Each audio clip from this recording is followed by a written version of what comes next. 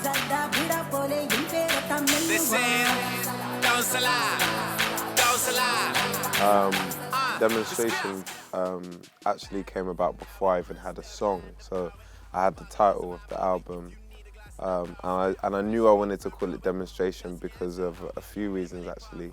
One of the main reasons was I wanted to demonstrate how, because obviously being where I am as an artist is a very strange place considering where I've come from and what I'm trying to do. Like there's not too many musicians or rappers, if you will, that have been in my position. Obviously, to demonstrate is obviously to protest about something that you feel quite passionately about as well. And I just felt like that was very fitting to all the things I wanted to kind of get off my chest or just say. And then finally, another reason why I called it Demonstration is because I feel like I wanted it to be an example of a body of work that anybody who wanted to take inspiration from it, predominantly like musicians and rappers and people who have come from a similar background or setting to where I've come from, but at the same time it could be anybody. Anyone who wants to take inspiration from it could have a sort of example based on my experiences of how to do this. So basically do something that still nods to where you've come from, still feels very London, still feels very British, but kind of meets the criteria of what a mainstream record needs or what a record that could do well internationally needs as well. You know, just a little bit of sense of direction, because I just always reflect back to, let's say, Dizzy Rascal, for example. I remember when I found out that he got nominated for Mercury and he won it, and that did so much for me because of the fact I didn't even know what a Mercury was before Dizzy had been nominated or won one. I didn't know the significance of it, I didn't know anything.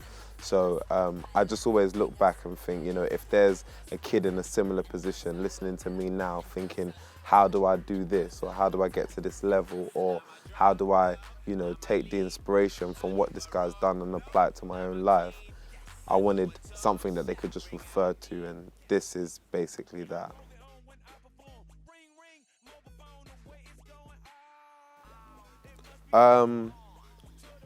Outlook-wise, I definitely feel like the ambition has increased, and the ambition has become more realistic in the sense that, you know, I feel like there's nothing stopping me from being, you know, as like the biggest thing ever, you know, or as big as I want to be, you know, regardless of what genre I've come from, or regardless of what environment I've come from, or even regardless of the style of music that I'm trying to make. I think having the luxury of being able to travel and perform and do so many different types of shows in so many different types of environments, from festivals to support tours with some of the biggest artists in the world, like, you know, Rihanna or the Black Eyed Peas or Usher, or to tours of my own. I've been able to embrace and digest a lot more different styles of music and a lot more different genres, especially when you do like a festival somewhere like Sri Lanka, where you may just listen to a band you've never heard of. Sometimes even when you're nominated for an award, the example I used and that question was, you know, say if you're nominated for like best album at the Brits, and then you look at your category and it has all these different artists from different genres, i.e. Mumford and Sons, you know, and yeah, they win it. Next time around, when you're listening to their music, you still will consider yourself in the same sort of space. Do you get what I mean? Like, there's nothing that really separates you from them because of all these things. So when I think about my music and when I think about sounds that I experiment with, they're definitely a lot more eclectic. They're definitely a lot more international. And I feel like the confidence that I got off the success of the first record definitely helped me to be a little bit more experimental when it comes to the second time round and making Demonstration. As for Outlook, you know, I just feel like anything's possible, and I just feel like there's still so much more to be done, but I feel like it's very, very achievable. And I guess, you know, that's just happened through traveling and just through maturing as an artist and a person as well. What have I learned about myself as an artist? It's a good question.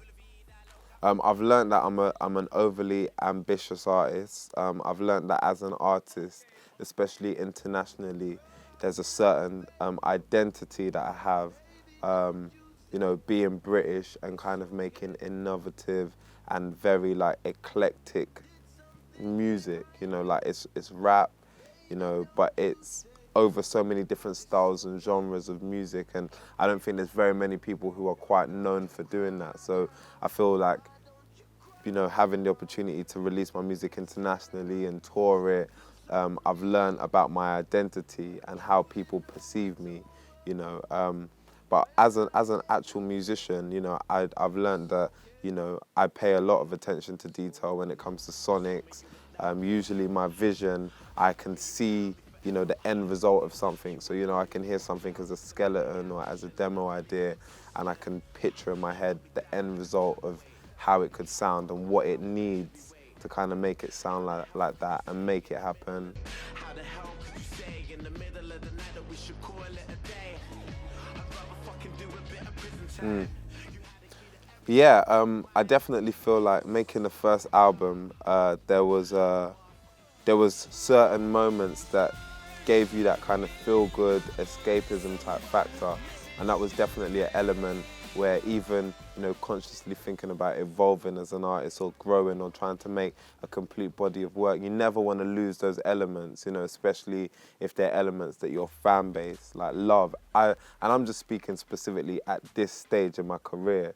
You know, I still feel like the second album is very much for the people. You know, you could just be out having the time of your life and that would be the soundtrack for it. And I just wanted to make sure I got the right balance in making a serious record. You don't want to overthink it and make it too serious. You know, so I just felt like songs like Trampoline, where you can hear it in a club, it's definitely more targeted at the female audience. The lyrics are fun and witty and off the cuff and quite random, to be fair. You know, it's just good for those elements to still be in a record, because that's a consistent thing that people are used to seeing from me as Tinie Tempah. So even when you listen to the way the album flows, that's like the second thing you hear. So it's like, it's done, it's out of the way, and then you hear Don't Sell Out, which is like another upbeat record, and then that's out of the way. And then as the album progresses till we get to the last song before the bonus songs, which is Heroes, it ends on a very serious note. So this is just kind of showing people the evolution from one place to another place, from that kind of young, kind of London-centric rapper with a lot of wit and a lot of, you know, feel-good, escapism type music, into more of an artist, you know. And that is all reflected in the kind of like linear route of the album.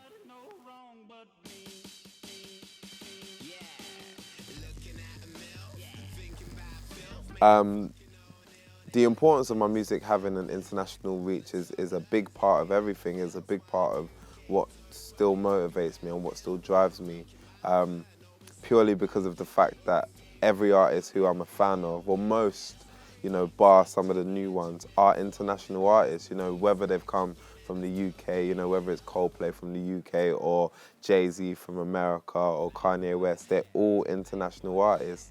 And I think when you start playing festivals all over the world and you see yourself on the bill, like I remember when we did like Lollapalooza and we was in Chile, and the headline act for that was the Foo Fighters. And I was thinking, you know, just because I come from a genre of music that's quite niche, I've managed to make a transition to kind of make it part of popular culture.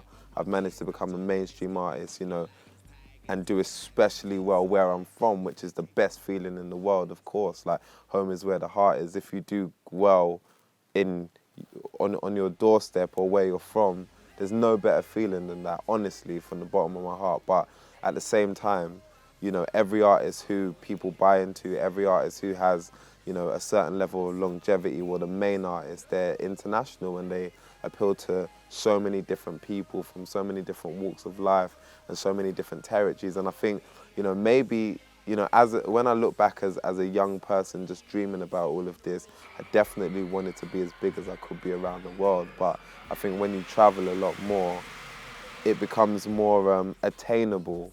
It seems like it's more within your reach. So that was just that ambition just became reinforced by all of the traveling that I was doing, and it's still such a very important thing.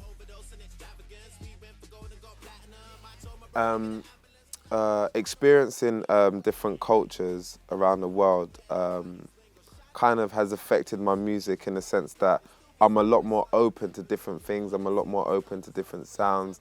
Um, there's a line I say in Tears Run Dry where I say, tell your girl I said mwah, ciao, and bizu bizu. And these are all like little ways of saying bye that I've just learned by traveling. Do you get what I mean? So I feel like as a musician, when people buy into you, they're buying into you because you are who you are. So whatever language you're speaking is therefore a universal language, because there's so many different people from different walks of life digesting your music. But, you know, at the same time, where I've traveled and I've picked up little things, little sayings, not to say that I know how to speak an entire different language fluently, but you see things which are kind of consistent within different cultures. And you know, I think traveling and experiencing those cultures has enabled me to be able to implement some of that into my music, you know, and that's been a great thing. And just to kind of be more open to different sounds, you know, like I said at the start, I've heard so many different styles of music, so many different genres of music, so many different fusions of music, which I feel like a lot of I've been able to incorporate into this second record, and a lot of that has come from traveling.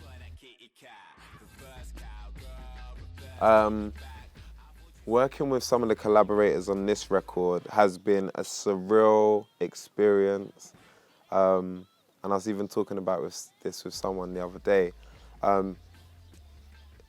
Because some of the people had been on my wish list for a very long time, if not most of the people, you just come away feeling like very accomplished with what you've been able to do. And I just don't know how that makes me feel. Like I kind of like left the album feeling I was excited and overwhelmed, but you kind of have this neutral feeling in the sense that because of most of the people, even production-wise as well, I worked with and I got what I wanted to get from them and what I saw in my head, you kind of just leave feeling kind of like, I don't know how to even describe it. It's like a neutral Zen type feeling. I really, really can't describe it to you, but to get people like Diplo, who's from America, and then Zane Lowe, who's from New Zealand, and then Tom Rowlands, who's from the Chemical Brothers, you know, and is British, all on one record. Ishi, who's Swedish, you know, all coming together to kind of make something.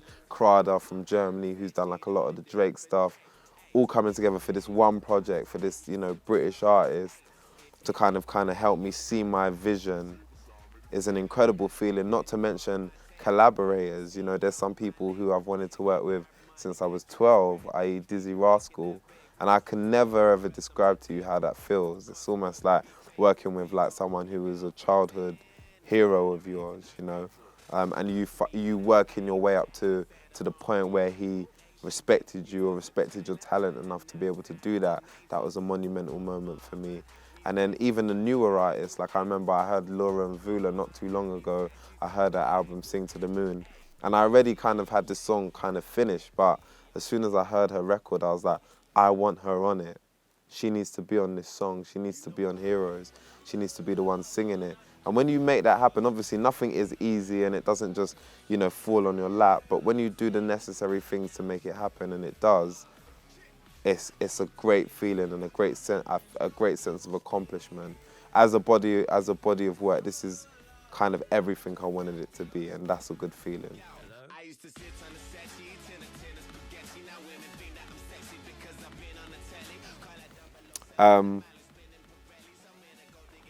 So when I was making Demonstration, like there isn't anything political about it literally, but I do feel that we are at a time where, you know, it's a very expressive time.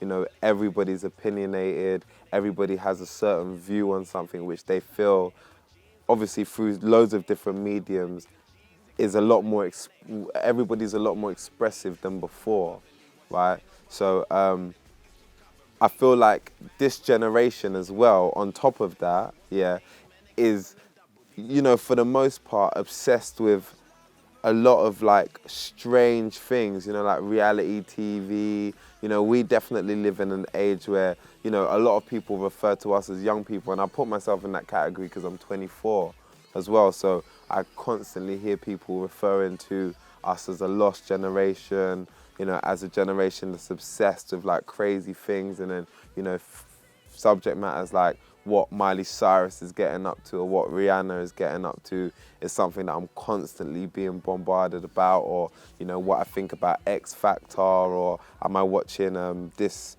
reality TV show and whatnot. So I just feel like when people listen to Demonstration, people can take the inspiration in the sense that, like, I'm somebody who is a regular person who had a vision, had a dream, and just put everything into it and started working towards it from a very early point in my life by just realizing what I wanted to do. Had definitely had help along the way, but you know, there's light at the end of the tunnel, and that's what you can get from like Children of the Sun. That's what you can get from Hero. That's what you can get from Heart. A Heart Can Save the World.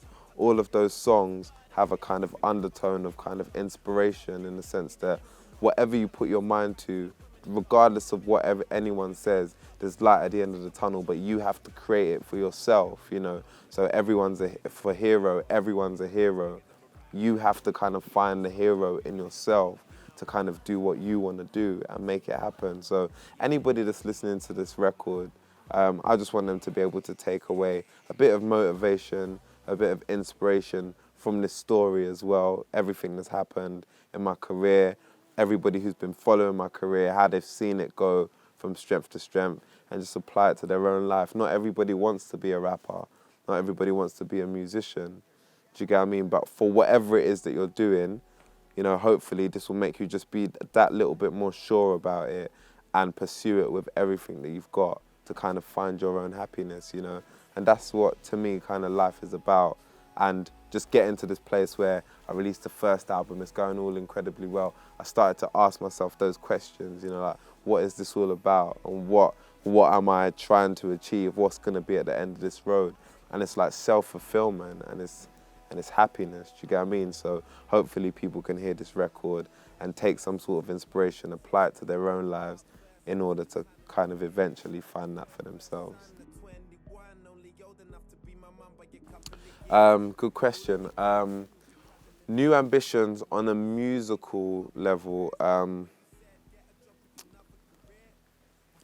So basically, just trying to affect and impact more so the whole culture as much as I can, like in every way possible, and to speak to all the different types of people that I've come across in my life, you know, in some way or another, you know. And obviously everybody has their own different style and taste of music, but I want to get my music to a point where, you know, everybody can hear it and take something from it, whether or not, you know, rap or urban music is their thing. I want to transcend all of that.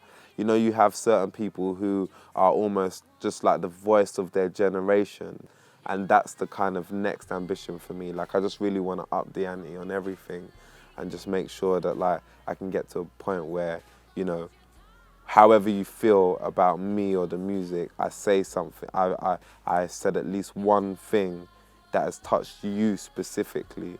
Do you get what I mean? But that's with everyone with walks of life, because I can talk about my own situation. I can talk about how life is for me. It's a weird feeling. I think when you get to this position, you know, you do start to ask yourself those questions, and you do start to think, you know, what's next? And that's something that definitely feels next for me. I feel like, of course, it's easy to say, I'm just working on my next album and then the album after that. But I feel like there has to be that something in between that kind of takes you to another level every time.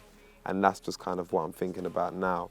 And that's musically. Aside from everything else, just to kind of open my mind to get into everything else deeply, music is something that has kind of occupied my mind and kind of everything that I do in life since about 12 years old. It's been the only ever thing that I've thought about to this depth.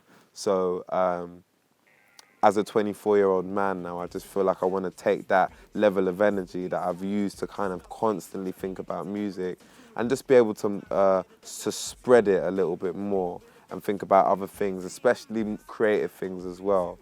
You know, like fashion has been really good and I feel like I've started to do that pretty well. But there's other things, you know, like film and TV and documentaries. We did this documentary for my first tour recently, which I was heavily involved in, and that felt great, you know. So yeah, just basically spreading my creative energy in all sorts of different areas. But that's really it. I feel like learning more about myself, I'm very much more a creative person. And so I have to kind of constantly keep that energy fresh and then learn how to kind of spread it across so I can get more things done in different areas as well as still keeping the music great and consistent.